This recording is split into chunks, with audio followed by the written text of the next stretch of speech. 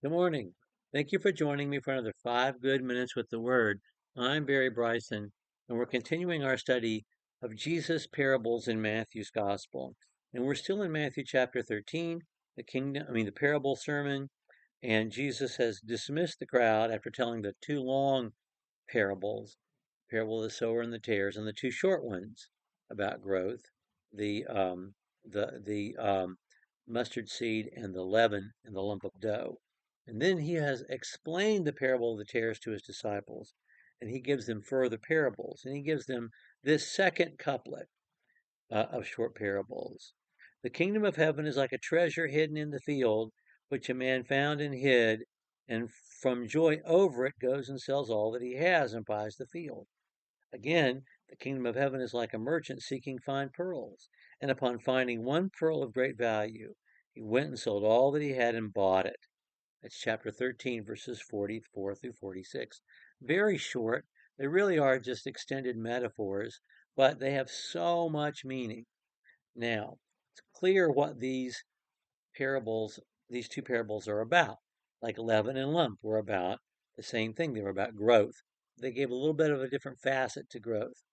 And these two parables are about the value of the kingdom and the cost of acquiring the kingdom. And they both um, give a little bit of a different take on the finding of the kingdom and the value of the kingdom and the cost. So the value and the cost are the same. It's worth everything. They're the same in both parables. And the willingness to part with whatever it takes to get the thing of value, which is of more value than you could possibly purchase, were it truly sold for its actual value. That's there in both parables. Um, we learn, I think, something about being judicious in our study of of the parables, because we learn from these parables, these two, especially the first one, not to extrapolate out into areas Jesus did not emphasize. So you could say, oh, the man buried the treasure in the field. So evidently, when we hear the truth, we should keep it to ourselves. That's not what Jesus ever intended it to say. And so we must be warned that we must think these things through and deal with these parables judiciously. Um, Now, what's different? Back when we studied the parable of the sower, we said we are being trained to read a parable, to look for what's alike and what's different. So we know what's alike. You have a guy who finds something of great value, it's of more value than he can afford, yet he sells all that he has and he acquires that thing for himself. He doesn't think twice about it because it's worth the cost. Um, Now that's a lesson in itself. Grace is by definition grace because it can only be given to us. It's not something we could ever earn. But like the great Dietrich Bonhoeffer said in The Cost of Discipleship, grace is free, but it isn't cheap. It cost Jesus his life, and it will cost us ours as well. We have to turn completely around and go a different direction. We have to give ourselves totally. We have to love the Lord our God with all our heart, soul, strength, and mind, and our neighbor as ourselves. Jesus said, if you're not willing to take up your cross daily and follow him, you're not worthy of him. What would you give in exchange for your soul? Seriously, we have to give everything we have to obtain that which we cannot afford, which is given to us freely. Now that's the saying. And the cost was clear to them. It would, or if it's not now, it will be soon.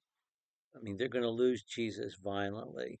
And all but one of them, as best we know, will themselves be martyred for the cause of Christ. And it's all going to be worth it, worth everything that we might have to endure.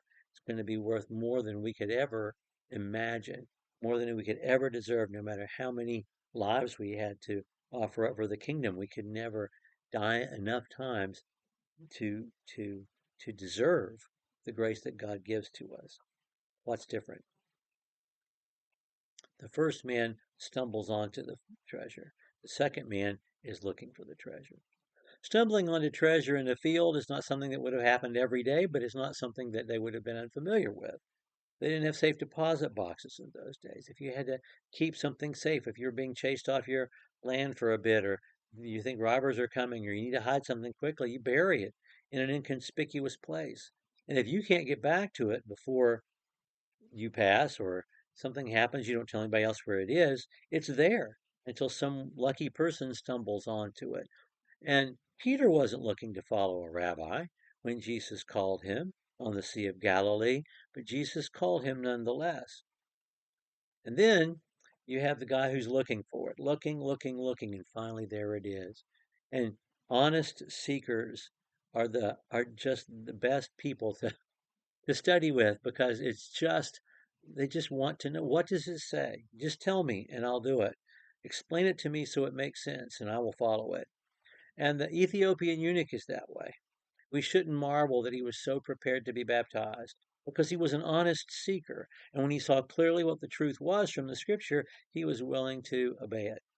But the kingdom is made up of people in both categories: those who stumble upon the value of the kingdom and those who are looking for something of that kind of value. Okay, we'll look at the dragnet and the scribe next time, um, as he closes out, and talk about how they compare and contrast. Thank you for joining me for another 5 good minutes with the Word.